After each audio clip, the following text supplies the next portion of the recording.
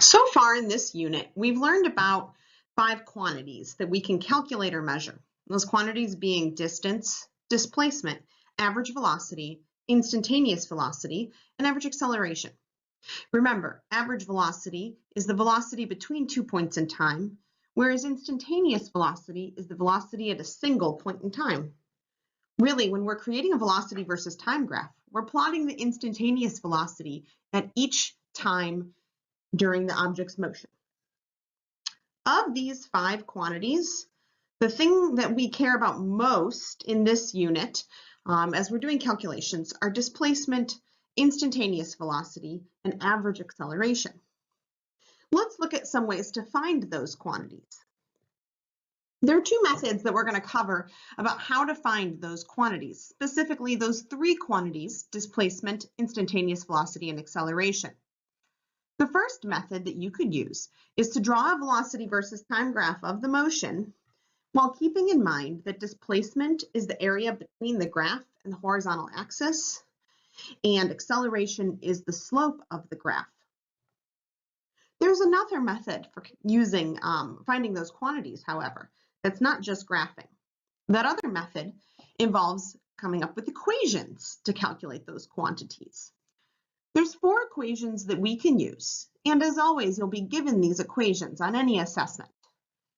The first equation is one you already know, that the average acceleration is the velocity divided by the time. The change in velocity, rather, divided by the time. Remember that the change in anything is calculated by doing final minus initial. So when we say the change in velocity here, we're looking for the final velocity minus the initial velocity, divided by the change in time, or the final time minus the initial time. The other 3 equations are new equations that we have not yet used. The first one being that the displacement, or delta x, is equal to 1/2 of the addition of the initial velocity and final velocity times time. The initial velocity, remember, would be an instantaneous velocity at whatever your initial point of motion is. And your final velocity is the instantaneous velocity at whatever the final point in motion is. Another equation is that the displacement is the initial velocity times the time, plus 1/2 the acceleration times the time squared. Our final equation says that the final velocity squared is equal to the initial velocity squared, plus 2 times the acceleration times the displacement. One thing I'll point out, it'll be very important for you to keep straight which symbol means which quantity.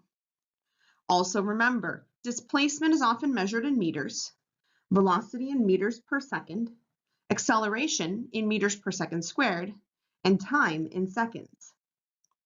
Anytime you see a VI or VF, that represents the initial velocity or the final velocity, and those are instantaneous velocities because they're the velocities at a specific point in time.